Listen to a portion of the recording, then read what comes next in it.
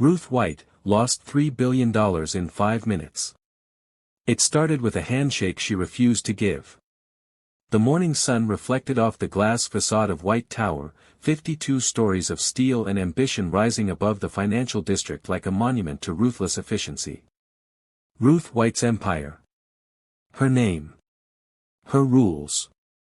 Inside her corner office on the top floor, Ruth stood at the floor-to-ceiling windows, phone pressed to her ear, watching the city she had helped reshape. At 43, she had built what others said was impossible, a $3 billion corporate empire in infrastructure and real estate development. She had fought her way through male-dominated boardrooms, outmaneuvered veteran dealmakers twice her age, and earned a reputation that made competitors nervous and investors eager. "The expansion project launches next week," she said into the phone, her tone sharp with confidence.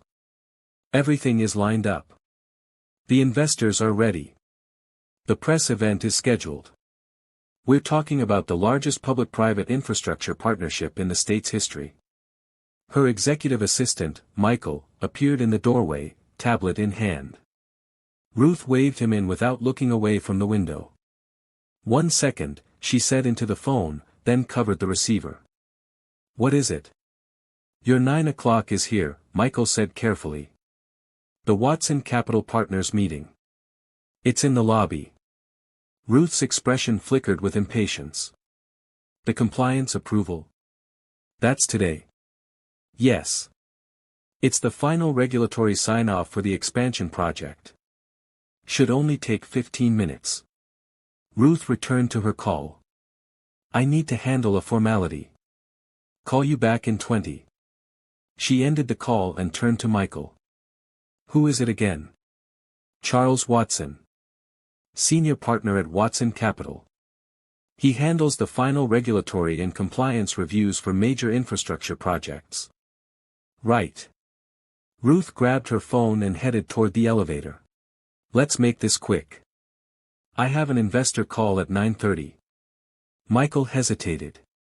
"Ms. White, Watson Capital has a reputation for being thorough." "Mr. Watson specifically?" "He's known for." "Michael." Ruth pressed the elevator button. "It's a signature. The project has been vetted by 6 different firms. This is a formality. A rubber stamp. I don't need the biography." The elevator doors opened. Ruth stepped inside, already scrolling through emails on her phone, her mind already 3 meetings ahead. Down in the lobby, Charles L. Watson stood near the reception desk, leather portfolio in hand, taking in the space with quiet observation. The lobby was all white marble and chrome, modern and sterile, designed to intimidate. Employees moved briskly across the polished floors, their voices echoing off hard surfaces. Charles was a tall man in his late 40s, wearing a perfectly tailored black suit that spoke of success earned through precision rather than flash. His presence was calm, measured, the kind of man who commanded respect not through volume but through competence. He had spent 23 years building a reputation as one of the most thorough and incorruptible regulatory advisors in the industry. When Charles Watson reviewed a project, every number was verified, every document scrutinized, every claim substantiated. He checked his watch, 8:58 a.m. He was always early. The elevator chimed. Ruth White emerged, flanked by 2 members of her executive team. She was striking, blonde hair pulled back sharply, wearing a bold red suit that announced power and impatience in equal measure. She was already talking on her phone, barely acknowledging the space around her. Charles stepped forward professionally, portfolio under his left arm, extending his right hand as she approached. "Ms. White," he said, his voice even and respectful. "Charles Watson, Watson Capital Partners. Thank you for taking the time this morning." Ruth looked up from her phone. Her eyes moved from his face to his extended hand, then back to his face. And then she laughed. Not a warm laugh. Not the laugh of someone sharing a joke. It was dismissive, almost mocking, the sound of someone who believed they were far too important for such theatrics. She crossed her arms, her phone still in her hand, and tilted her head slightly. I don't do performative professionalism, mister. She paused as if she'd already forgotten his name. Watson, is it? Let's skip the theater and get to the signature. I have an investor call in 15 minutes and a project launch next week. Where's the paperwork? Charles's hand remained extended for another beat, long enough for the moment to register with the dozen employees scattered across the lobby. Long enough for phones to emerge from pockets and purses. Long enough for the sound of camera shutters to click quietly in the background. Then Charles lowered his hand. His expression remained composed, professional, but something shifted in his eyes. Not anger, something colder. Something more dangerous. Calculation. I see, Charles said quietly. Perhaps we should schedule a more formal review meeting. My office will be in touch with your legal team to arrange a comprehensive assessment. Ruth waved her hand dismissively, already turning toward her assistant. Michael, handle this. Get the signature, send it back, let's move on. She turned back to Charles without really looking at him. I'm sure you understand, successful people don't waste time on formalities. That's how empires are built. She walked back toward the elevator, already lifting her phone to her ear, her executive team trailing behind her like an entourage.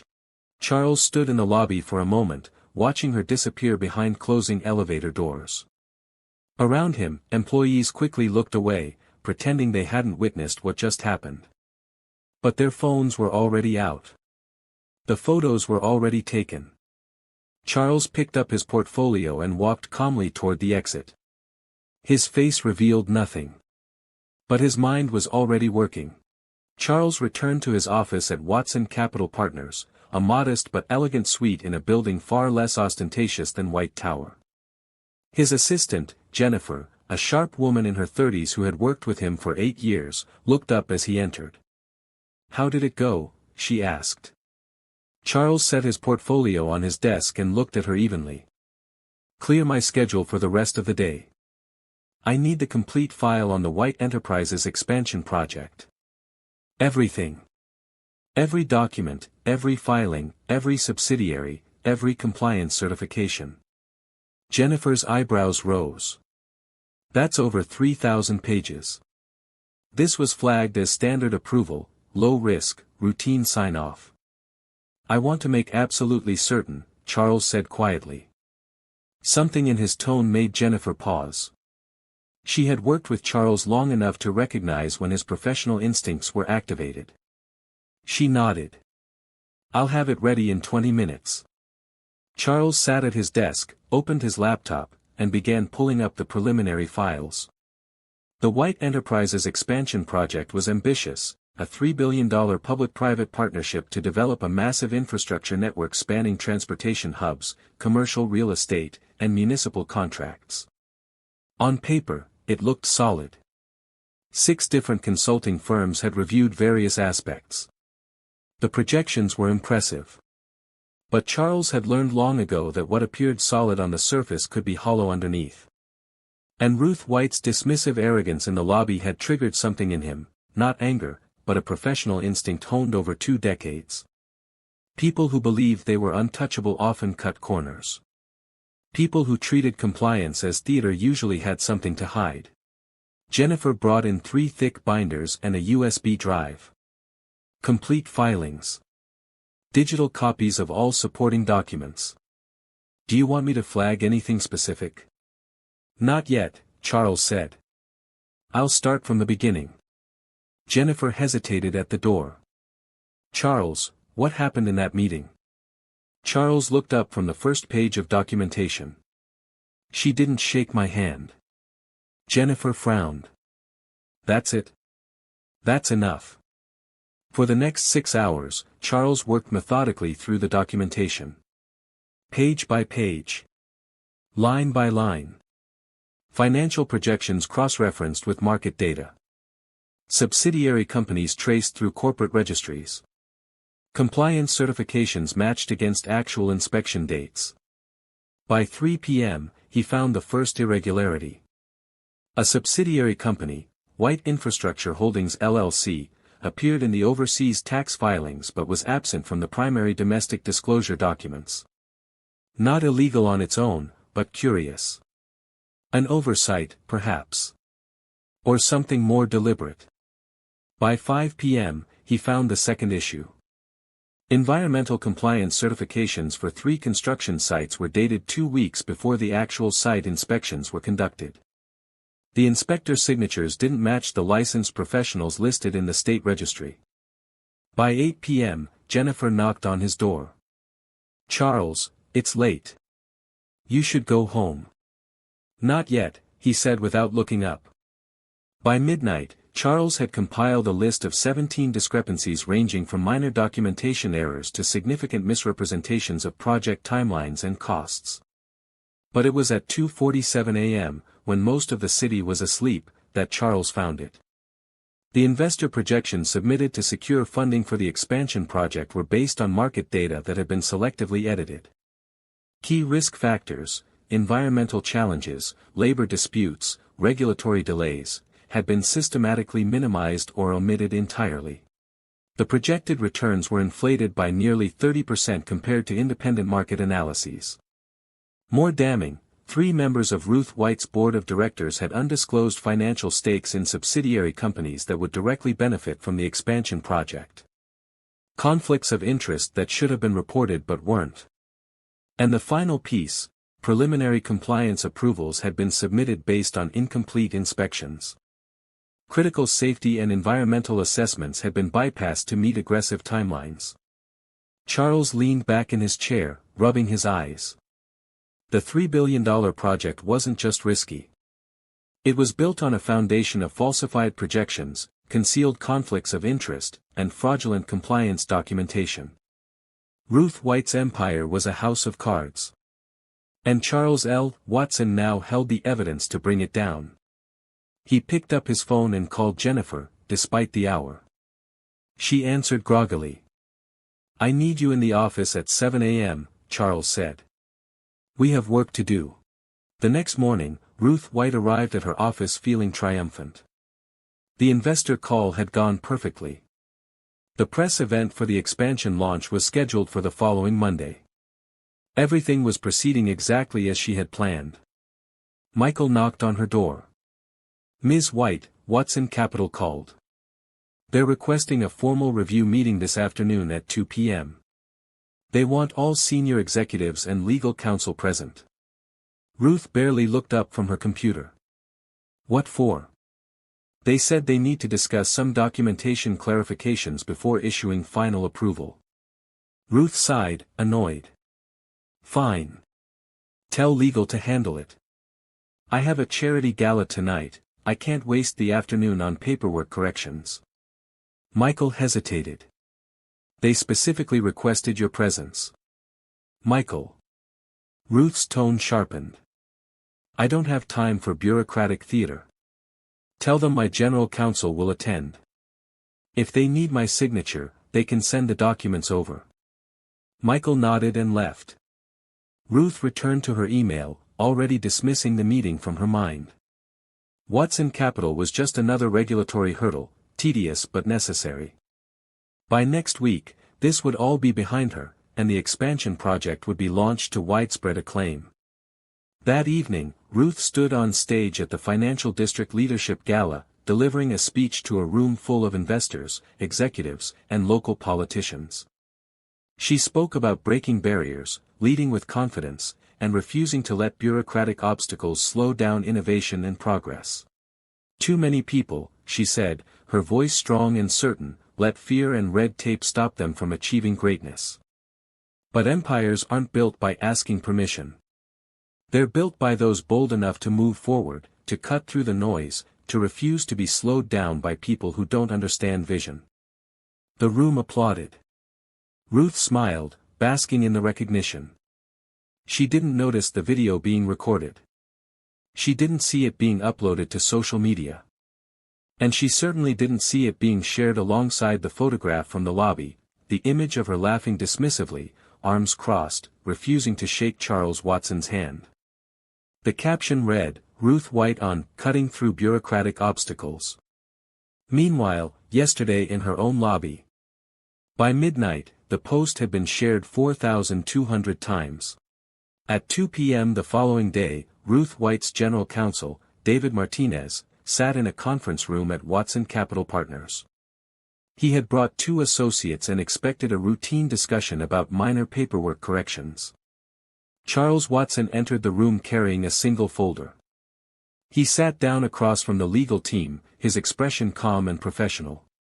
"Thank you for coming," Charles said. "I've completed a comprehensive review of the White Enterprises expansion project. I've identified 63 specific violations across compliance, disclosure, and regulatory standards." David's expression shifted from polite attention to sharp focus. 63. Yes. Charles opened the folder and slid a document across the table. "These aren't minor administrative issues. They represent fundamental failures in disclosure, conflicts of interest, and falsified compliance documentation." David scanned the first page, his face growing pale. His associates leaned in, reading over his shoulder. "These are serious allegations," David said carefully. "They are documented facts," Charles replied evenly. "Investor projections based on selectively edited market data. Undisclosed conflicts of interest among board members.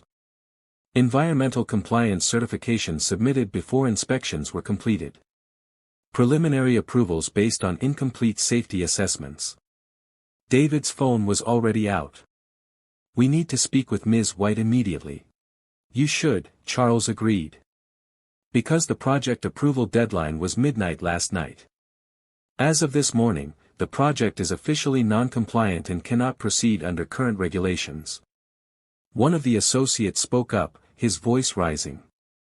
"You can't just shut down a $3 billion project over paperwork issues. Do you know who you're dealing with? Ms. White has relationships at the highest levels of—" Charles interrupted, his tone still measured but carrying unmistakable authority. "I am issuing a formal cease and desist order within the hour. All project accounts will be frozen pending investigation. Additionally, the falsified documentation and conflicts of interest have been referred to the Securities and Exchange Commission and the U.S. Attorney's Office for potential criminal prosecution." The room went silent.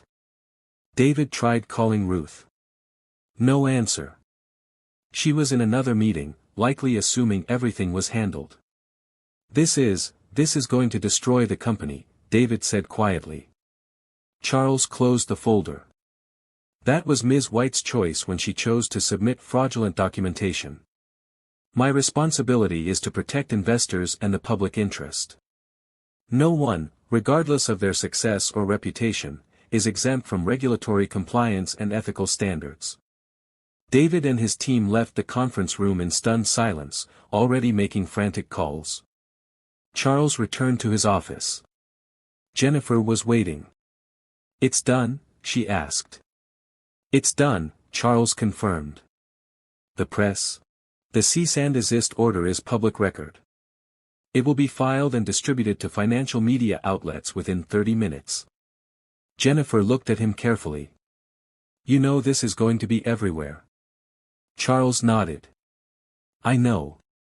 And the handshake photo is already viral." "I know that too." "Charles, are you sure about this?" Charles looked out the window toward the distant silhouette of White Tower. "I've never been more certain of anything in my career." Ruth White stood at the head of the boardroom table on the 52nd floor of White Tower, surrounded by her board of directors and 15 major investors. Behind her, 3 large monitors displayed financial projections, architectural renderings, and a timeline for the expansion project launch. "As you can see," Ruth said confidently, "the 5-year return on investment is projected at 18%, well above industry standards. The launch event on Monday will generate significant media coverage, and we expect—" Her phone buzzed on the table. She glanced at it, annoyed. Michael's name flashed on the screen. She ignored it and continued. "We expect initial market response to drive stock value up by—" Her CFO's phone buzzed. Then her general counsel's. Then every phone in the room lit up simultaneously. Ruth paused mid-sentence. What? Michael burst through the boardroom door, his face ashen. He didn't apologize for the interruption. He simply walked quickly to Ruth and whispered urgently in her ear. The color drained from Ruth's face. "Excuse me," she said to the room, her voice suddenly uncertain. She picked up her phone and stepped toward the window. The screens behind her, still connected to live financial feeds, began showing breaking news alerts. White Enterprises expansion project shut down, $3 billion initiative halted for compliance violations. One of the investors stood up, pulling out his phone. "What the hell is this?" Ruth's hands trembled as she scrolled through the notifications flooding her phone. Watson Capital Partners had issued a public cease and desist order. All project accounts, $3 billion, frozen immediately. Compliance violations and falsified documentation referred to the SEC. The order was public record, already distributed to every major financial news outlet. And beneath every article, posted and reposted thousands of times, the photograph of her laughing, arms crossed, refusing to shake Charles L. Watson's hand. On the monitors behind her, the stock ticker began updating in real time. White Enterprises, minus 12%. White Enterprises, minus 23%. White Enterprises, minus 35%. "Ruth, what is happening?" one of the board members demanded. Ruth couldn't speak. She could only watch as her company's stock price collapsed before her eyes. Minus 41%. Minus 52%. Minus 58%. Phones rang throughout the room. Investors were standing, shouting questions, demanding answers. Lawyers were frantically scrolling through the public filing on their tablets. David Martinez stood up, his voice cutting through the chaos. "The allegations are detailed and documented. Falsified investor projections. Undisclosed conflicts of interest. Fraudulent compliance certifications. The project cannot proceed. The accounts are frozen. We're looking at federal investigations." An investor near the door turned to Ruth, his face red with fury. "You told us this was vetted. You said the approvals were routine." Ruth's general counsel pulled up the cease and desist order on the main screen. At the bottom, in formal legal language, was the name of the issuing authority. Charles L. Watson, Senior Partner, Watson Capital Partners. Someone in the room said, "Who is Charles L. Watson?" Michael, still standing beside Ruth, said quietly, "He's the regulatory advisor who came in for the final approval meeting 2 days ago." "And?" one of the board members demanded. Michael hesitated, then held up his phone. The photograph filled the screen, Ruth laughing dismissively, refusing to shake Charles Watson's hand. The room went silent. "You refuse to shake his hand," one of the investors said, his voice filled with disbelief. "The man who had final approval authority over a $3 billion project, and you refuse to shake his hand?" Ruth stared at the photograph. She remembered the moment now, remembered thinking the meeting was beneath her, remembered the annoyance she felt at being pulled away from important work for a bureaucratic formality. On the monitors behind her. White Enterprises, minus 64%. 5 minutes had passed since Michael entered the room. Ruth White had just lost $3 billion. Michael's expression was carefully neutral. "I tried. In the elevator. You told me you didn't need the biography." Ruth closed her eyes. "He was your only obstacle," Michael continued. "The only person between you and project approval. And you made him your enemy in 5 seconds." "I didn't make him my enemy," Ruth said defensively. "I just didn't have time for theatrical formalities." "You dismissed him," Michael said. "In front of a lobby full of employees. You laughed at him. You refused a basic gesture of professional respect. And he spent the next 48 hours finding every single shortcut your team took, every corner they cut, every rule they bent." Ruth's phone buzzed again. Another lawsuit filed. Another partnership dissolved. They're saying I'm facing federal charges, Ruth said quietly. You submitted falsified documentation to the SEC, Michael replied. That's securities fraud. That's not going away. Ruth stood up, walking to the window one last time. Below, she could see news vans gathered outside the building, cameras pointed upward. I built this, she said. You did, Michael agreed. And you destroyed it just as quickly. Across the city, Charles L. Watson sat in his modest office at Watson Capital Partners, reviewing the next project file on his desk.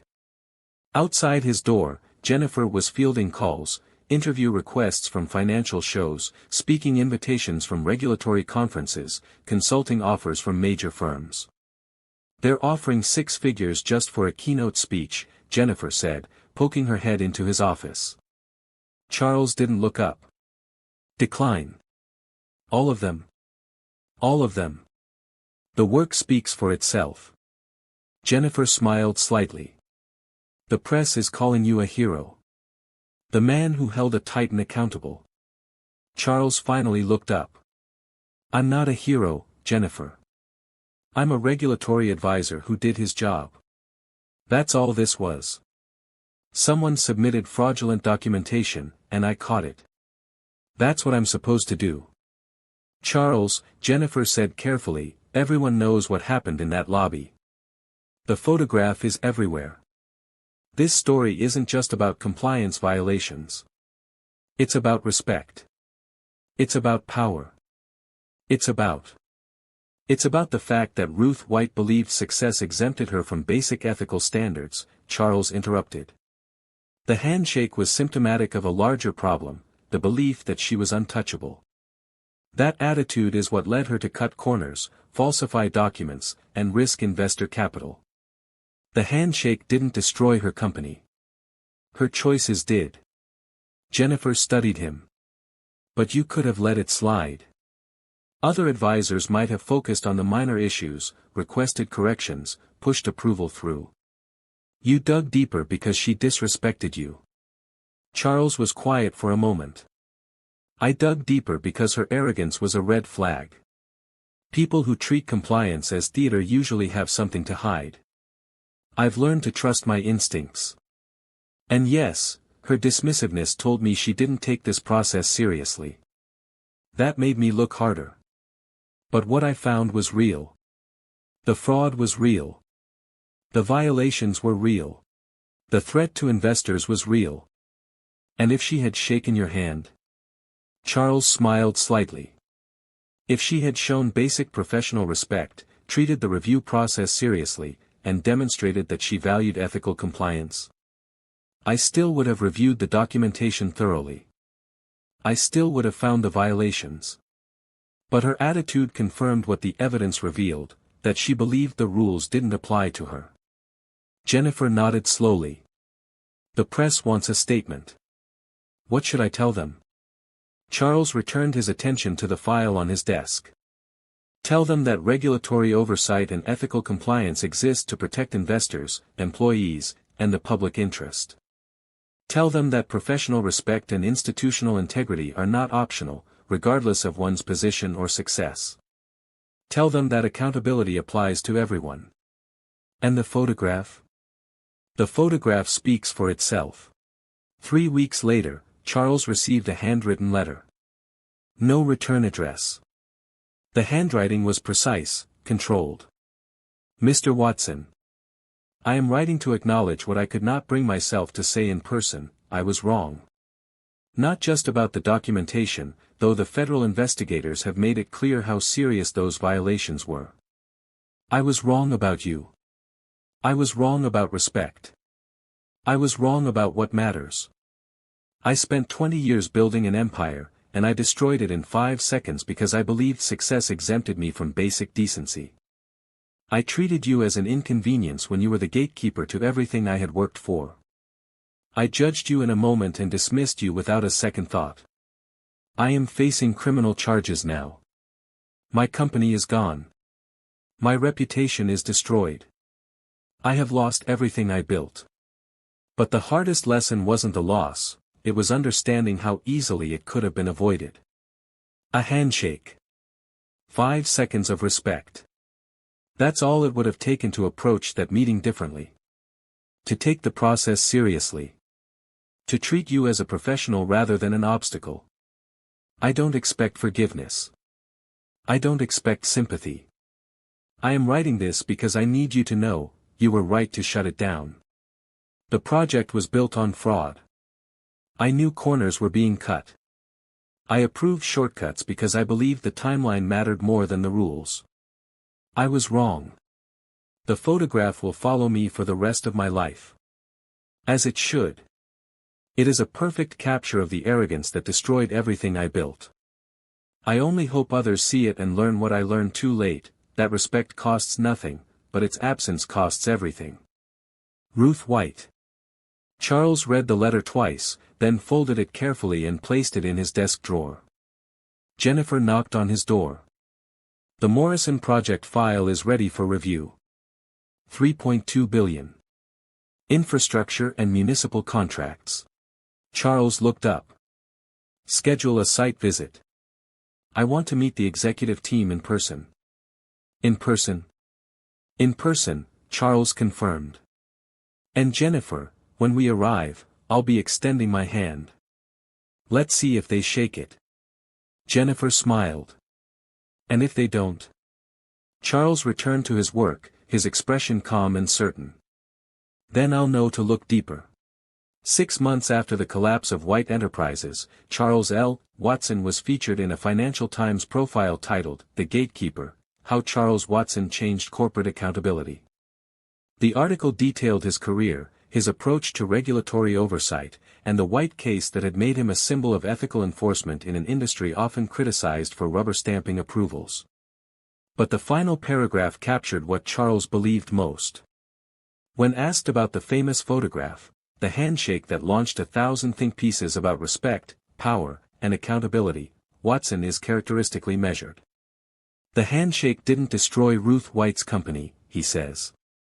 Her choices did. The disrespect was simply a symptom of a larger problem, the belief that success places you above the rules, above basic decency, above accountability. That belief, not a moment in a lobby, is what costs everything. And it always does. The photograph remained viral, shared in business schools, ethics courses, and leadership seminars as a cautionary tale. It was no longer just an image of a refused handshake.